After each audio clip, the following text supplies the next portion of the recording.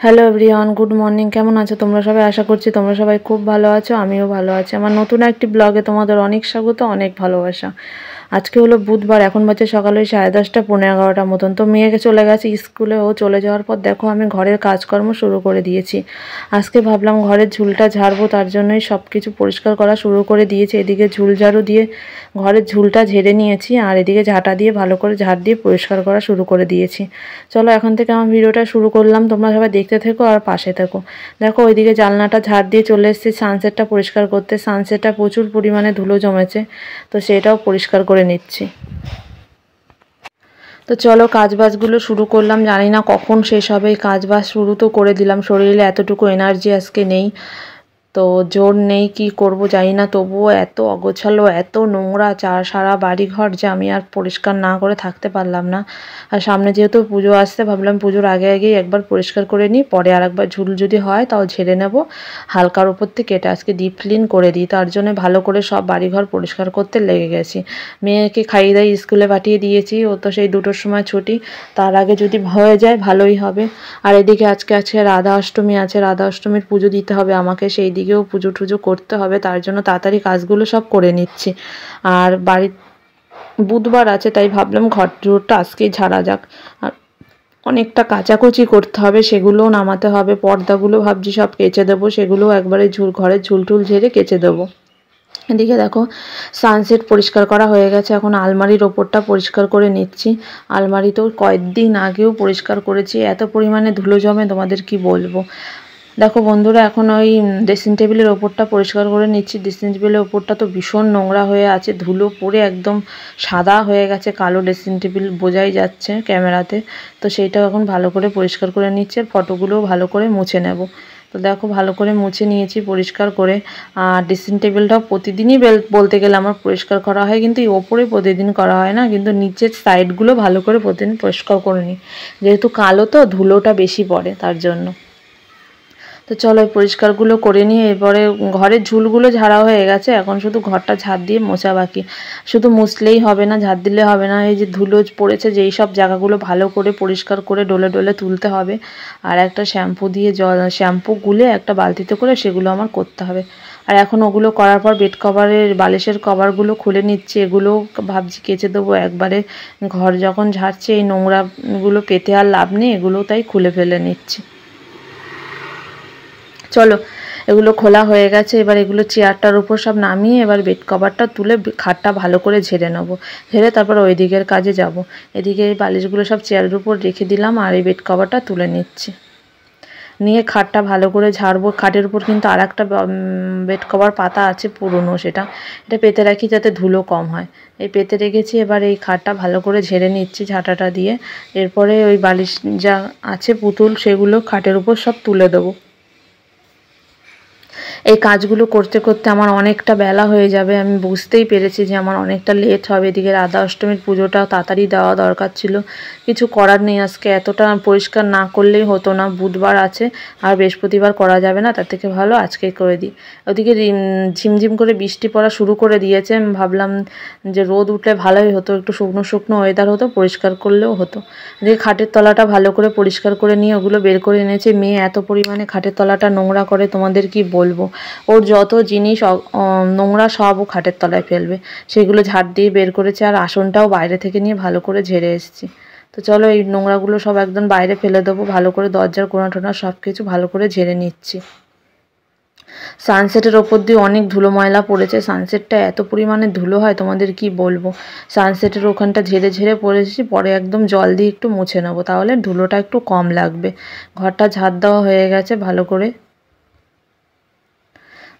ঝাড় দিয়ে নিচ্ছে। এই পরিষ্কারগুলো না করলেই হতো না, তাই ভালো করে পরিষ্কার করে নিচ্ছি। এদিকে দেখো পর্দাগুলো সব খুলে দিচ্ছি, প্রতিটা ঘরের জানলার দরজার পর্দা সবগুলো আজকে কেচে দেবো। অনেক দিন কাচা হয় না, অনেক দিন, তোমাদের কি বলবো, মনে হচ্ছে বড় 1 বছর হতে গেল কাচা হয় না। না আমি কেচেছি কয়েক মাস আগেও আমি কেচেছি, মাসে কয়েক মাস পর পরই কাচা হয়। আর খুব ভার তো, আমি এই জলে যদি সার্ফ দিয়ে ভিজিয়ে দিই আমি আর উঁচু করতে পারি না, তার জন্য সব সময় কাচা হয় না, অনেক দিন পর পর কাচা। ওইদিকে দেখো থালা আছে একটা, ওটা বাবা খেয়ে গেছে, ওটাও তুলবো। তুলে একবারে যা এঁঠো বাসন আছে সব মেজে আনবো ওই কাজগুলো করতে করতে। এদিকে গেটের সামনেই পর্দাটাও তুলে দিলাম। চলো আমি তাহলে কাজগুলো করি আর তোমরা দেখতে থাকো ভিডিওটা।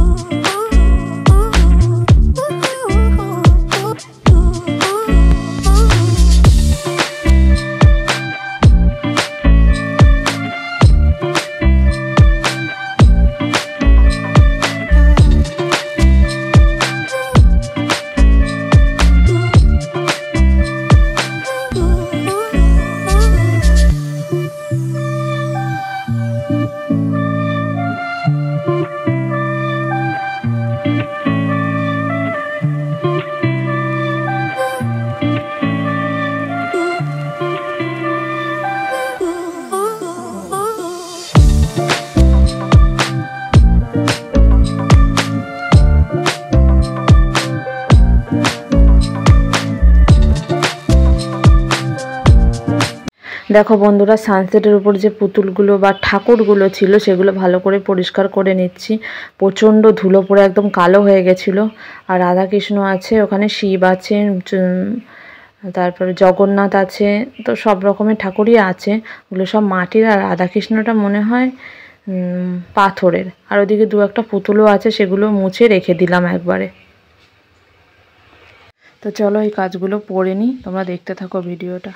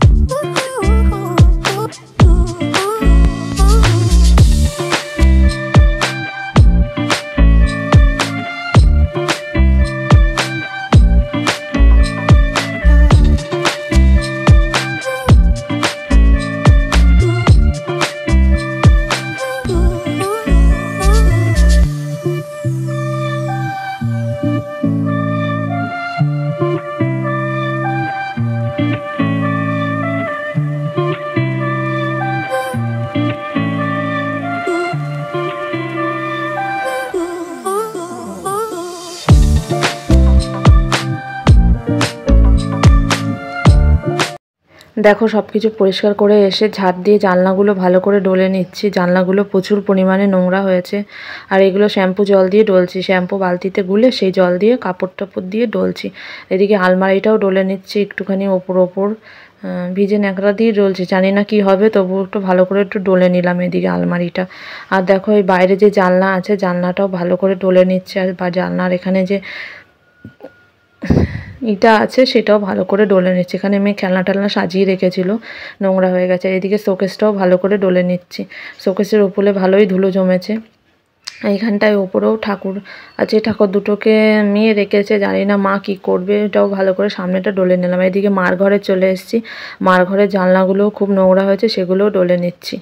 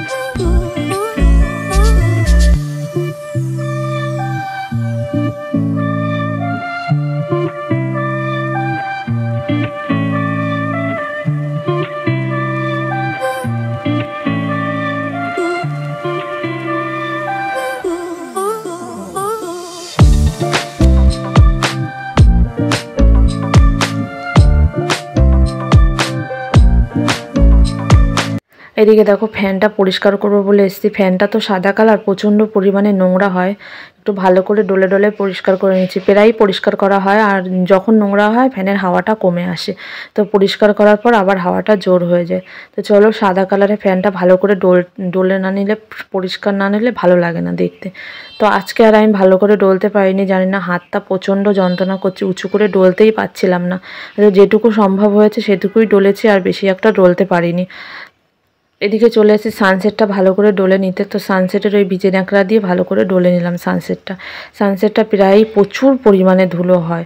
তো ভালো করে ডলে নিয়ে এবার বাইরে চলে এসেছি ঘরটা মুছতে। এদিকে ঘর দুটো মোছা হয়ে গেছে, মার আর আমার ঘর। এবার বারান্দাটা ভালো করে মুছে নিচ্ছি।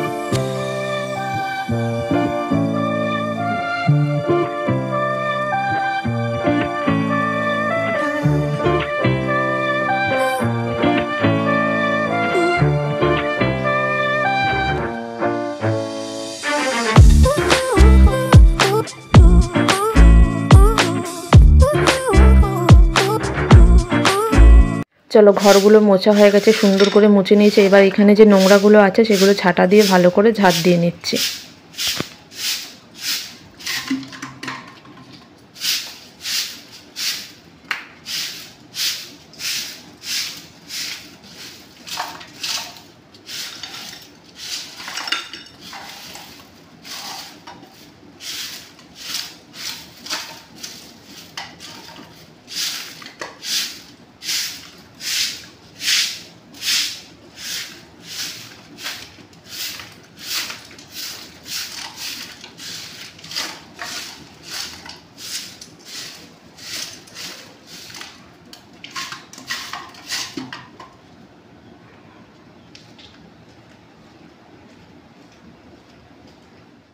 চলে আসলাম বাথরুমে, যে বাসনগুলো ছিল সেগুলো ধুয়ে নিচ্ছি, আর বোতল টোতল যা ছিল সেগুলো একটু ভালো করে ধুয়ে ঘরে রাখছি।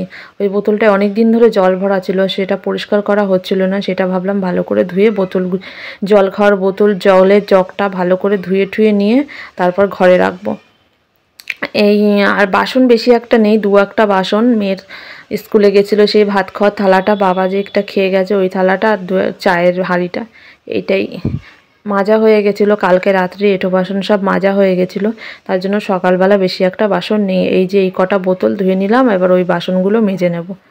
তো ওগুলো ধুয়ে বাসনগুলো মেজে চলে এসছে ওপরে। দেখতেই পাচ্ছ কত জামা কাপড় ভিজিয়েছি। ওই যে এক বালতি আমার পেছনে, ওগুলো সব জামা কাপড়, ওগুলো বেড কভার টাভার। আর এগুলো দেখছো গাবলা, এগুলো পর্দা ভিজিয়ে রেখে গেছিলাম, অর্ধেক ধরছিল না, নিচ থেকে এই বালতিটা নিয়ে আসলাম, এই সার্ফ দিয়ে আবার এই পর্দাগুলো সব ভেজাবো।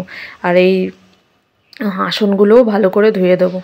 তো এই কাজগুলো করে নিচ্ছি। তো চলো তোমরা ভিডিওটা দেখতে থাকো। তো জামা কাপড়গুলো ওপাশে রেখে দিয়েছে, আর তোমাদের বললাম যে বৃষ্টি হচ্ছে ঝিরিঝিরি। দেখো কত পরিমাণে রোদ উঠেছে, মানে আমি এখন যখন জামা কাপড় কাচতে ওপরে এসেছি তখনই রোদটা উঠেছে।